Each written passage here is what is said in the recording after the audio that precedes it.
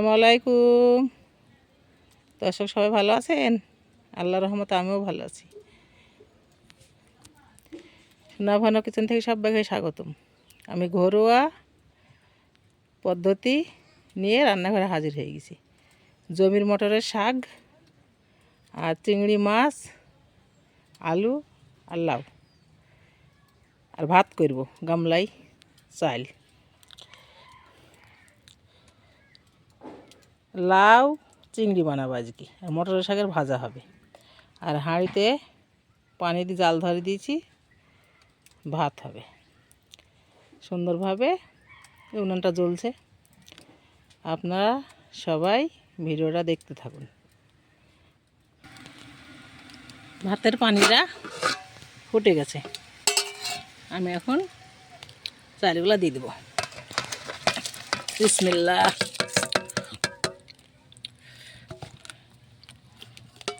ঢাকা দিয়ে দেবো, আস্তে আস্তে ভাতটা হবে।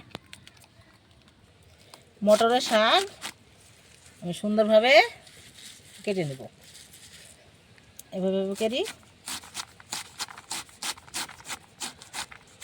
এই যে ধীরে ধীরে করে কেটে নেব।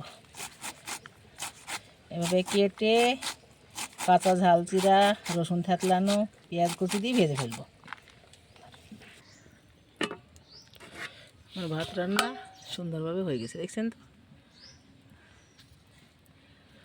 বাসমতি চালের ভাত। উনানে কড়াই দিয়েছি। আমি এখন চিংড়ি মাছ, লাউ আর আলুর তরকারি বানাবো। বিসমিল্লাহ।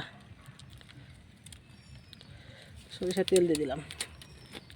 তেলটা গরম হলে আলু দিয়ে দেব।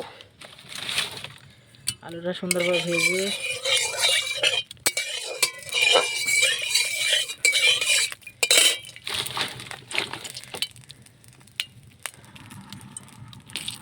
বিসমিল্লাহ।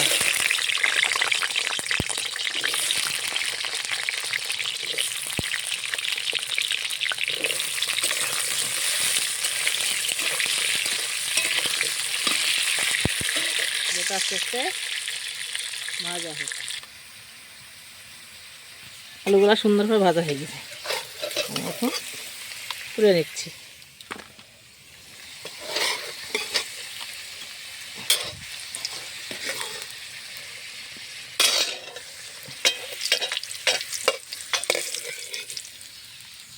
সুন্দর হয়ে লাল হয়ে গেছে।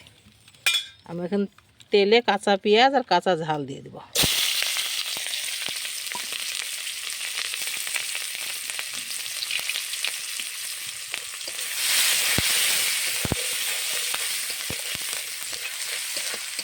পেঁয়াজ ঝাল পেঁয়াজটা একটু লাল হলে টমেটো কুচি দেব। মশলা ঢেলে দিয়ে চিংড়ি মাছ কষিয়ে দেব। কষানি হলে লাউটা দিয়ে দেব।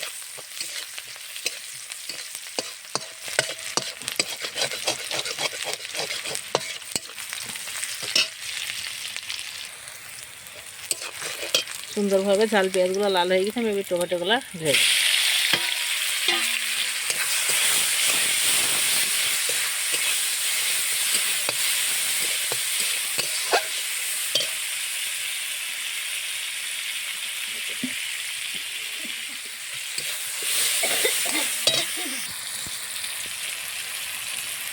এই বাটিতে আছে আদা বাটা, জিরি বাটা, এলাচ বাটা আর হলুদের গুঁড়ো, লবণ, সব রকম পেস্ট করা মশলাগুলো একটু দিয়ে দেবো। মশলাটা কষিয়ে নিয়ে চিংড়ি মাছগুলো দিয়ে দিব। মশলাগুলো সুন্দরভাবে কষানো হয়ে গেছে, এবার আমি চিংড়ি মাছগুলা দিয়ে দিচ্ছি। বিসমিল্লাহ। সুন্দরভাবে নেড়ে কষিয়ে কষানো হয়ে গেলে আলু লাউ দিয়ে দিব।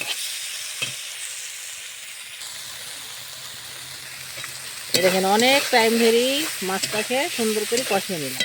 দেখছেন তো কত সুন্দর কষানো হয়ে গেছে।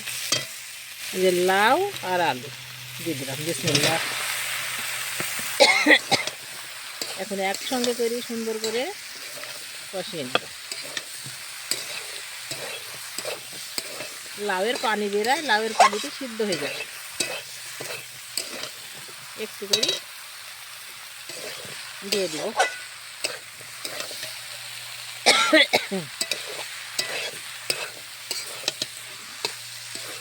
মশলা কষালে খুব সুন্দর স্মেল হয়। মশলা কষি আপনারা সবজি রান্না করবেন, দেখবেন খুব টেস্টি, খুব সুন্দর সুস্বাদু হবে।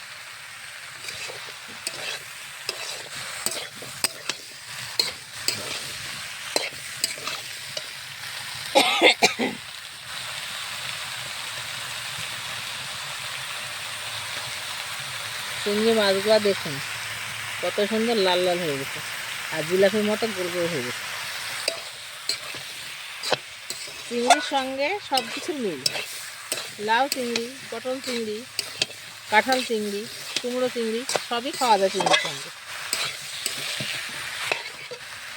একটু হালকা করে পানি দিব। বিসমিল্লাহ।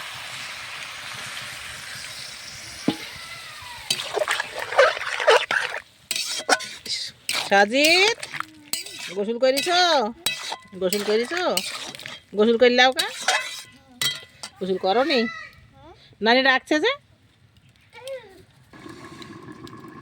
তরকারিটা চাপিয়ে ঢাকনা দিয়ে ঢাকা দিয়ে দিয়েছি, দেখি একটু হালকা করি। ও সুন্দরভাবে করছে। আমি কটা ধনির পাতা দিয়ে দিব।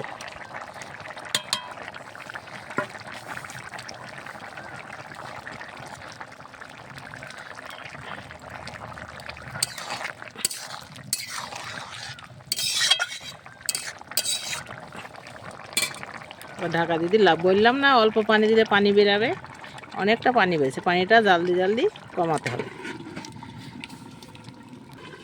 তরকারিটা আলগাকে দেখছি সুন্দরভাবে থকথকে হয়ে গেছে।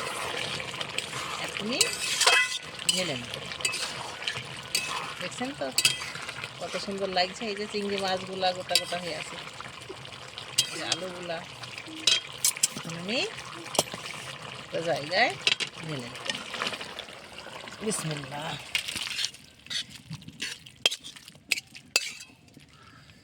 একটু জিরে ভাজা দিব। জিরে ভাজা দিলে তরকারিটা খুব টেস্টি হয়। দর্শক আমি একটু জিরে ভাজা খাই। একটা তরকারি রেডি। তারপরে মটরের শাক ভাজা হবে। মটরের শাক ভাজার জন্যে কড়াইয়ে তেল দিলাম। বিসমিল্লাহ। এখন দিব ঝাল কুচি, পেঁয়াজ কুচি আর রসুন থাতলানো। বিসমিল্লাহ। নাড়াচাড়া করবো সুন্দরভাবে। লাল হয়ে গেলে একটু আদা বাটা, জিরে বাটা দিব। দেওয়ার পর শাকটা দিয়ে দিব।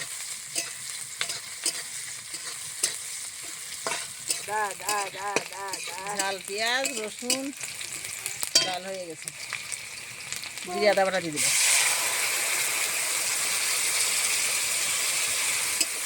নাড়াচাড়া করে শাকটা দিয়ে দিলাম।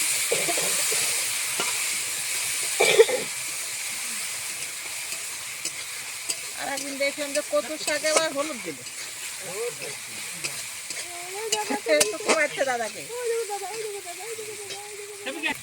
মটরের শাক কুচি কুচি করে কেটে রেখেছি, এবার দিয়ে দিব। বিসমিল্লাহ।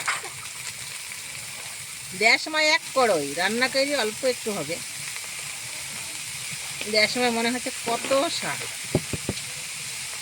এখন আমি দিয়ে দেবো স্বাদ মতো লবণ, কাঁচা ঝাল, কাঁচা পেঁয়াজ, কাঁচা রসুন, জিরে আদা বাটা আর লবণ।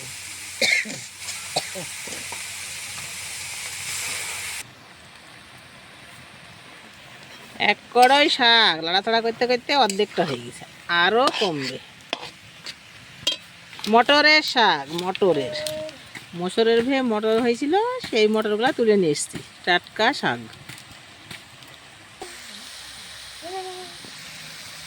শাকটা সুন্দরভাবে লাড়াচাড়া করি ভেজে নিই। এখন আমি শাকটা তুলে নিচ্ছি। বিসমিল্লাহ।